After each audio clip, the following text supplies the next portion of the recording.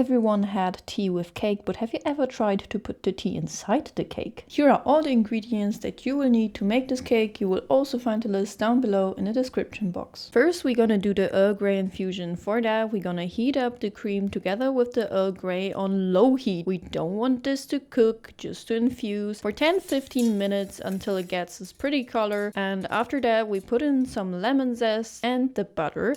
And then we're gonna turn off the heat and just let the butter melt. When it's all melted and slightly cooled down, we're gonna put it into the blender and blend it all up, yes, together with the leaves, trust me on that. While the Earl Grey infusion is cooling down, we're gonna prepare the rest of the dough. For that, we're gonna crack the eggs into the bowl and make sure the eggs are room temperature. Is always great for cakes and doughs when everything is room temperature. And you're gonna add the sugar together with I love this little guy, together with a pinch of salt. And these three ingredients you want to mix for at least 10 minutes until it all gets really fluffy, because fluffiness is key. And to get even more of that, we're gonna sift all the dry ingredients, the flour, the baking powder together with the cornstarch. You really want to sift it. Don't skip on a step, don't be lazy. I see you unfluffy cake. We don't want that. We want the fluffiness. And we also want to prepare the baking pan. So we're gonna take some butter and smear it all over the baking pan. You can use a tissue for that, or your hands, or use some baking spray. After that, you're gonna put in the flour and move it around. Move the pan around to get it all everywhere. Maybe you do it above a sink so you don't have the flour everywhere. But it should look like that. After about 10 minutes on high speed of the mixer, you can turn it off, because your eggs should look like that, all white, all fluffy. To keep the fluffiness of the dough, you're gonna put in the flour mixture into the mixer on low speed, 1 tablespoon at a time. Always just 1 tablespoon at a time, so the dough keeps the fluffiness, is not overwhelmed with all the flour at once. The last step is to put in the Earl Grey infusion into the dough and mix it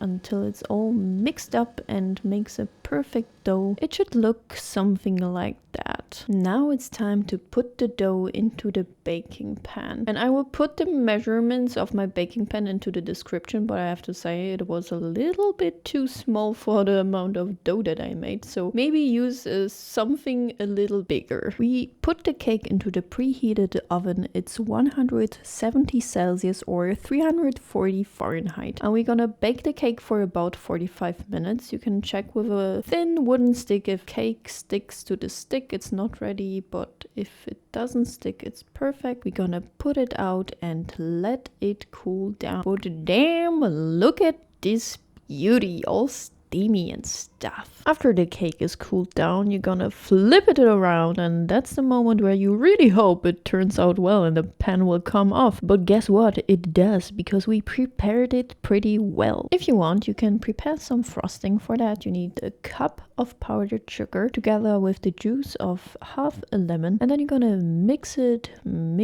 until it's all creamy and shiny, just like that. And now we can put the frosting on the cake with brush like I did, or you can use a spoon, or you just take the bowl and put it all over the cake. You just can do whatever you like to. And you know what? You can also top up the cake with whatever you like to. I used some eatable blue corn flour petals, but you can also use some nuts, some berries. Just do whatever you like to. Now it's the fun part. Now it's like all decorating and stuff. Yeah, just be quick with it, because you know, once the frosting is hard, the things will not stick so well to it. So yeah, keep that in mind. And now look at it. It's all pretty already, and it's time to cut it and to taste it. Let us look inside. How's the cake looking? It's perfect. It's all moist, all fluffy, and tastes even better the next day. So if you love Earl Grey, you're gonna love this cake too.